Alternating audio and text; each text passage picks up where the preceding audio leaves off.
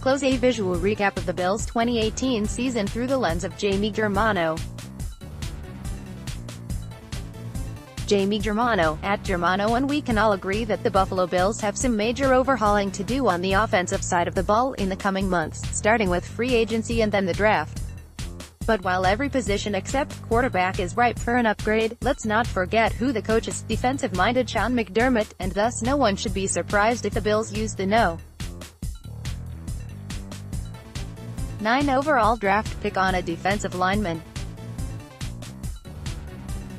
As we head into the NFL scouting combine next week in Indianapolis, it's probably a little too soon to be making any blanket judgments on any of the prospects, but the majority of the draft experts believe this class is tremendously deep along the defensive line, both on the interior and on the edge. At the Senior Bowl, Eagles general manager Howie Roseman concurred, saying, "It's clearly a very good defensive line group. Probably a historical defensive line group, and that's both at end and tackle." Houston's Ed Oliver would be a huge addition to the middle of the Bills' defensive line. Photo 11, Tommy Gilligan, USA Today Sports. The Bills have a solid collection of linemen returning in ends Jerry Hughes, Shaq Lawson, Trent Murphy and Eddie Yarbrough, and tackles Star Lotulelei and Harrison Phillips. They could also re-sign free agent Jordan Phillips. However, when you dive a little deeper, you realize there's some uncertainty there. Hughes will be in the final year of his contract and turns 31 in August, so there's a chance he may not be with the team beyond 2019.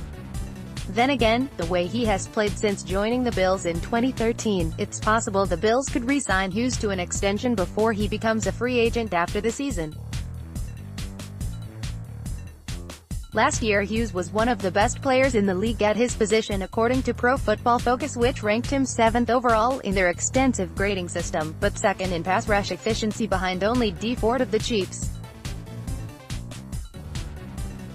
Michigan edge rusher Rashawn Gary is projected as a top half of the first-round pick. Photo 11, Kim Clement, USA Today Sports. He generated 74 pressures. Lorenzo Alexander was second on the Bills with 38. And those included 7 sacks and 12 QB hits, but the question the Bills must ask themselves is, can Hughes continue at that production level in 2019, and perhaps beyond? Lawson made a nice jump in his third season as he had 4 sacks, 23 pressures, and 5 deflected passes, and among front 7 players on the team, PFF graded him second only to Alexander for his rush defense.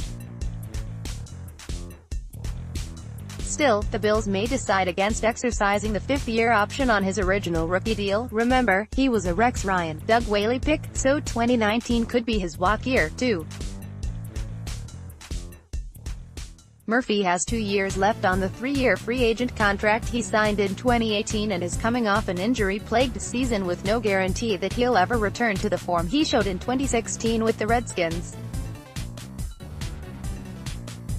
The Bills could easily cut him after 2019 for a minimal dead cap hit of $1.75 million.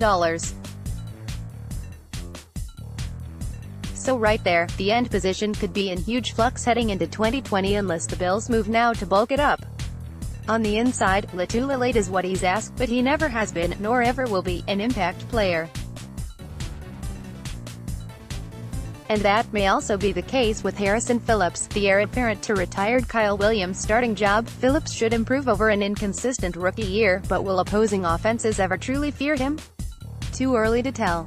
Factor in the chance that Jordan Phillips signs elsewhere, and that leaves no depth inside unless you think unproven Kyle Pico and Robert Thomas can provide it.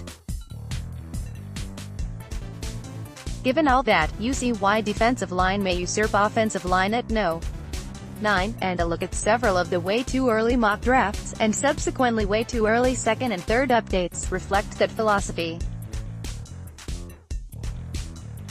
Clelin Ferrell is one of 3 Clemson defensive linemen who could be selected in the first round. Photo 11, Matthew Emmons, USA Today Sports. Among the names projected to Buffalo include Houston DT Ed Oliver, Mississippi State DT Jeffrey Simmons, Kentucky DT Josh Allen, Alabama DT Quinnen Williams, and Michigan DT Rashawn Gary. Of that group, Simmons is out of the mix after he suffered a torn ACL during training last week, and Allen and Williams will almost certainly be gone inside the top 5 picks. Other names who are projected as first-round picks include Ohio State DT Nick Bosa, the likely No. 1 overall pick to the Cardinals. Clemson's trio of Clelin Ferrell, Christian Wilkins, DT, and Dexter Lawrence, DT, Boston College Zach Allen, and Mississippi State Montez Sweat. If the draft Knicks are correct, even taking Simmons out of contention due to his injury, that still means as many as 10 linemen could go in the first round. You can almost always upgrade your talent on either side, General Manager Brandon Beane said at the Senior Bowl. You say you didn't need that position. Well, you're one injury away from something happening. Or maybe this guy's got 1 year left on a contract and you want to draft a good player so you can let that guy walk and not have to pay him $10, $15 million, whatever it is. We're at 9 and we're going to take the best player, offense or defense. We'll continue to do that in rounds 2, 3 and beyond, thank you. You're almost signed up for high school sports. Keep an eye out for an email to confirm your newsletter registration.